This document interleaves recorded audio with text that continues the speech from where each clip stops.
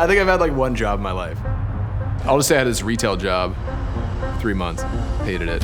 I'd literally wake up, get on a bus, get downtown, punch the time card, folding clothes, cleaning, dressing rooms, being told that I didn't sell enough credit cards from the day before. Bryan, you need to get your gift card sales up. Wake up, get downtown, looked down upon by the management, wake up, dressing room smelled, wake up, have to wear these overly dressed up clothes. It was pretty much the worst job I've ever had in my entire life.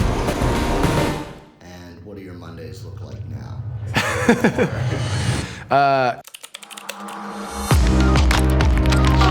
Work from the office.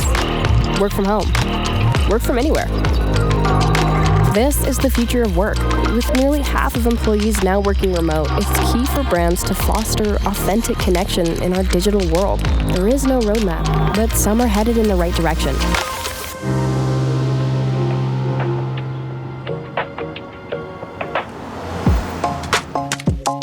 Y'all probably hate me, but I love Mondays.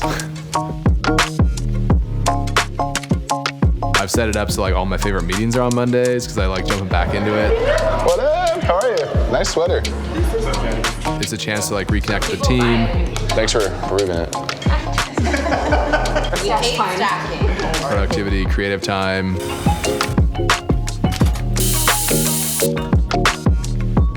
Like I love my weekends, but I love Mondays. Part of the reason I love our business model is because we get to work with so many incredible brands across the world. Companies that are small, mom and pop shops, all the way up to Patagonia, to Rivian, to Microsoft, to so many companies that really care about design and generosity. We've been lucky enough to be able to grant over $3 million. We're sold in 62 countries around the world, from Korea, Japan, to the Middle East, to South Africa. It's really something that's like special for us. You know, with being digitally native and also being willing to embrace technology and allow our team to work truly anywhere in the world, if I'm able to empower our team to do that, then yeah, I'd say I'm a digital nomad. We've got multiple people at the company who are definitely leveraging the hybrid work life. Jumping into a Microsoft Teams call, it's so fun to see where people are dialing in from. And it's really cool. They're in different Airbnbs, they're at national parks, they're doing races. I think travel opens up the ability to have empathy for others cross-culturally. And ultimately, for people to be able to work in remote locations, to travel around the world, whether it's the US, your own state, your own city, that will allow for people to be truly understanding of different cultures and different people. I've been doing a whole host of things since I was a little kid. I think being an entrepreneur has kind of just been in my blood. Business-wise, I had a media production company making small films, short films, ski films. In 2006, I was filming for Stevens Pass. We were producing a commercial, and I was setting up for a shot. Took a bad turn, opened up my right leg, and basically hugged a tree.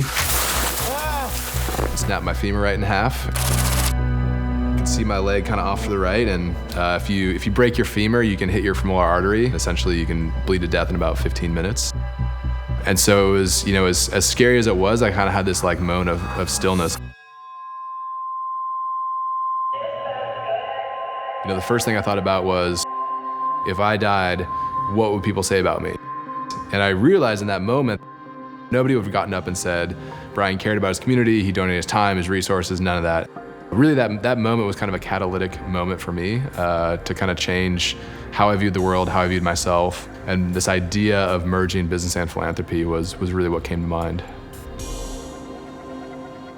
Like, do what you do. Like, get into displays. Let's start regionally. Let's start in Boise, where, you know, we can have control. Sun Valley, Boise, Seattle.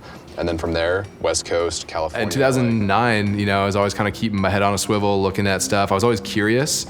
And I saw bottles, and I was really uninspired by bottles. Nobody had really sat down and thought about, like, can this fit in a cup holder? Can you open it with one twist? Can you drink from it without spilling water on your face? It sounds really funny in 2022 to say that, but there was no bottle designed from the ground up at that time. But then that idea, that higher level idea of business and philanthropy, was really something that both myself and my wife Becca were passionate about, and the bottle happened to be that vessel. What's interesting is MiiR started online, D2C. We didn't have a lot of money in the early days, so for us, advertising was more about like PR, just trying to like get the earned media as much as we could for who we were. We've always wanted to tell authentic stories. For us, from day one, we've been generous. So we were like, let's just point back to our roots, let's point back to who we are and what we do. So we started giving back to clean water from day one.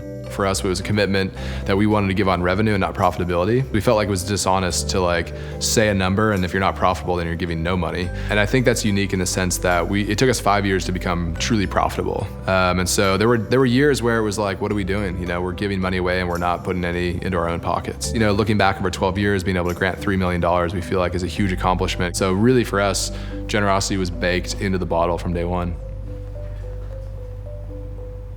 So next week you have the SMB World Speaker Confirmation. Your speaking topic is the future of work in a post-pandemic world. Do you have thoughts about what you want to talk about?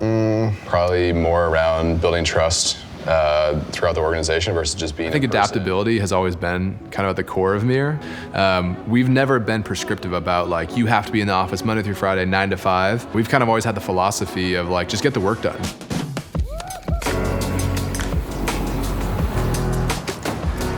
You know, even pre-COVID, my whole mantra was kind of like work when it works for you.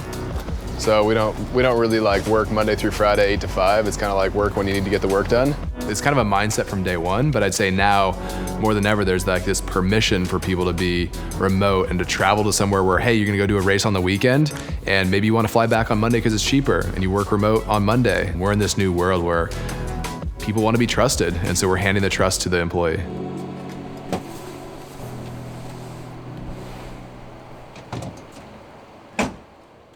Well, what a fun weekend ahead. Yeah, I'm excited. How about you all? Do you have plans? We do. We're headed to our cabin, which isn't too big of a deal. My wife and I joke because people are first shocked that we work together, and then secondly shocked again when they hear that we like working together. For us, there's no balance between work and life. It's kind of one and the same. We call it work-life integration. So for us, we're constantly thinking about like, how do we integrate our family into the business? How do we integrate trips into the business? Dad printed them on a printer. I think the future of work is flexible. It's certainly a hybrid, it's not prescriptive. The companies that thrive will be those filled with individuals who are adaptive and are able to embrace change. And I think the separation there will be between a healthy culture and not a healthy culture. And I think we all saw that through burnout, through the Great Resignation. So adaptability is huge. And I'd say find what works for you, because not every company is going to be the exact same. Thinking back from where you are now to the moment that you broke your leg in that skiing accident, how does it make you feel? Oh gosh, it's like, what's funny is I haven't really thought about it a whole lot, honestly.